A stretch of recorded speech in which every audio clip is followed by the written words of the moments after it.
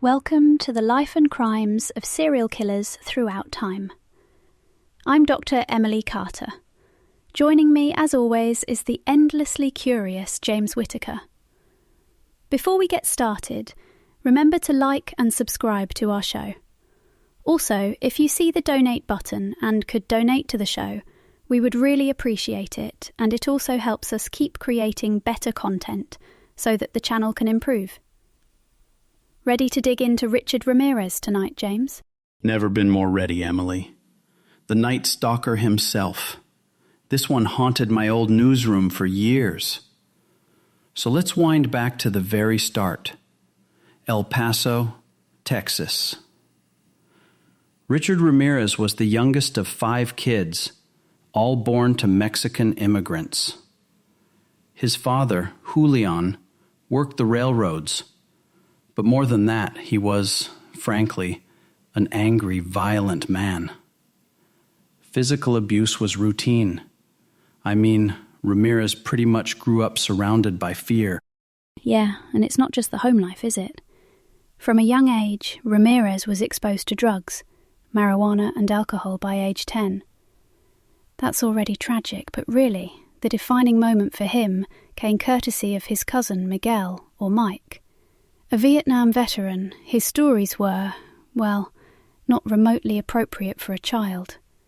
Macabre is putting it mildly. And then, when Richard was just 13, or maybe 14, depending on the source, he saw Mike shoot his wife right in front of him. That's unspeakable trauma at a formative age. That's unimaginable. And it really puts a lot in context. The violence and chaos weren't just outside influences. They were inside his own walls. You start to see these seeds being planted that later grow into something monstrous. And Emily, I always mix this up, wasn't there something about cemeteries and his dad punishing him there? You're right. Ramirez would sleep in cemeteries to escape his father. And there are reports his father even tied him to a crucifix in a cemetery overnight. Can you imagine the psychological scars from that? I mean, the groundwork for serious pathology was all laid out before he even finished primary school. Now, if his childhood wasn't already tough enough, you've got repeated head injuries, knocked unconscious, almost died a couple times before he turned 6. There's neurological evidence here too. He develops temporal lobe epilepsy. That can bring on aggression, hypersexuality, basically lower a person's inhibitions and impulse control. It's kind of a storm of risk factors, isn't it? Completely. And then there's Miguel again. Mike's stories weren't just about violence. They were about domination, torture. And he'd show Richard graphic photos from Vietnam. Many psychiatrists would say that repeated exposure isn't just traumatic, it's formative, shaping obsession rather than repulsion in this case.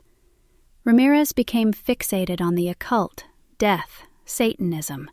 In fact, he began using satanic imagery as a kind of psychological shield or justification.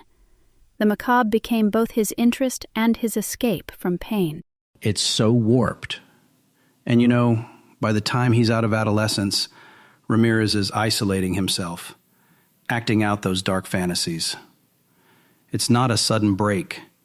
It's years of trauma, head injuries, and increasingly twisted coping mechanisms all piling up. So as the teenage years roll in, Ramirez starts with jobs here and there. He lands at a Holiday Inn, but quickly it's less about working and more about stealing. He steals from sleeping guests, molests children on an elevator, that's been documented, and then gets caught attempting to rape a woman in her hotel room. The charges get dropped, but the pattern is set. Violence, sexual aggression, entitlement, and no real consequences. He's also, well, a bit of a peeping Tom. And that's not just a phase. His brother-in-law was obsessed with voyeurism, and Ramirez would tag along. I mean, that's a pretty dysfunctional family bonding activity right there. There's even animal cruelty. A telltale sign, right? Absolutely. It's a tragically common early behaviour among serial offenders. And by age 22, he's done with El Paso. He heads to Los Angeles, which, if you trace these stories, is often where things go from bad to catastrophic. He's deep into drugs. Cocaine is his drug of choice now. Living nomadically, burglarizing for money, isolated, and his crimes just keep getting bolder. The first murder actually predates what most people think. His earliest known victim was a 9-year-old girl, Mei Leung, in 1984. DNA linked him to the crime years after the fact. At the time, though, no one suspected Ramirez. Then came the murder of Jenny Vincow, the 79-year-old widow, just a couple months later. These weren't isolated. He started breaking into homes with the explicit goal to assault and kill, not just rob. And there was literally no preference. Age, gender, background, none of it mattered. That's a detail that really unsettled communities and baffled law enforcement. Most serial killers have a type, a demographic. But Ramirez targeted everyone. Kids, the elderly, couples, single women, whoever was unlucky enough to be home. And as the violence escalated, his methods became more barbaric. Burglary became secondary to the thrill of the kill. News reports started dubbing him the Night Stalker.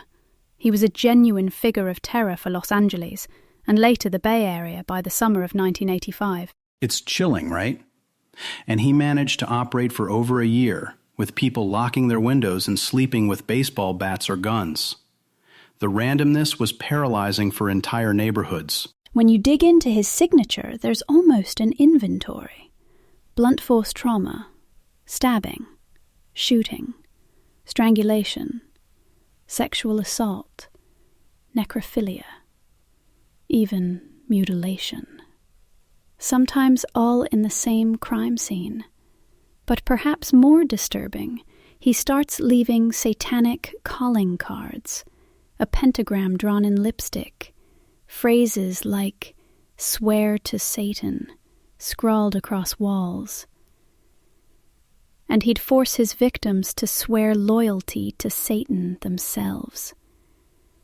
That was a recurring trauma for survivors. Those symbols, pentagrams, blood, threats, left a psychological mark on entire neighborhoods and police officers, not just survivors. Even the most hardened detectives describe scenes they'd never seen before. You have to think, if you're law enforcement in 1985, you're already overextended. Then suddenly you're facing methodical torture and ritual left at the scene. It was unprecedented brutality, like something out of a horror movie, but all real. And that trauma? It carried on for years for some of those who survived. Law enforcement started bringing in psychological experts, just trying to understand what sort of mind could do this. It was a new kind of monster to them. Let's talk forensics for a second. The manhunt was like something out of those old police radio dramas, except real and absolutely frantic. There were footprints, ballistics, and most famously, a pair of Avia sneakers, men's size 11.5. Detectives tracked that down, not exactly a common shoe in California at the time. The connection between the footprints, bullets, and the violence turned this into one of the largest manhunts in California history. 2 cities, Los Angeles and San Francisco, were on high alert, basically locked down with fear. And the panic was real. Gun sales surged, people doubled up on locks, and detectives scrambled. But yes, it was ultimately persistence with physical evidence, a partial fingerprint from a stolen car, a footprint, ballistic matches.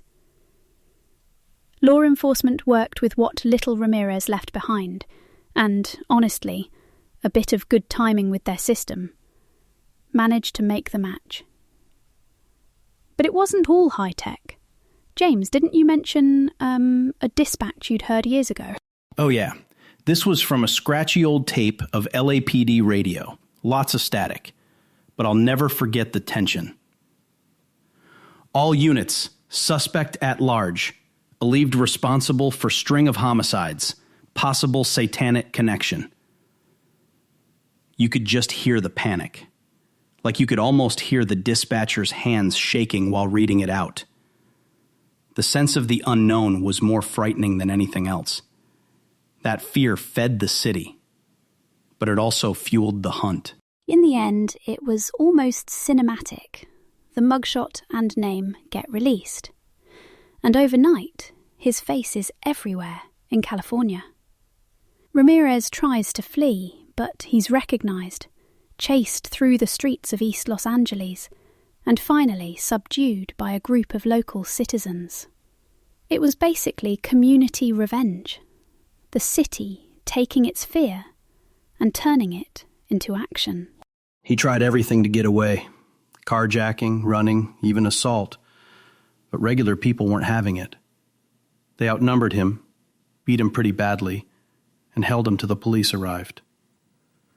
There's this legendary image of the citizens standing guard over him, bruised and battered, waiting for officers.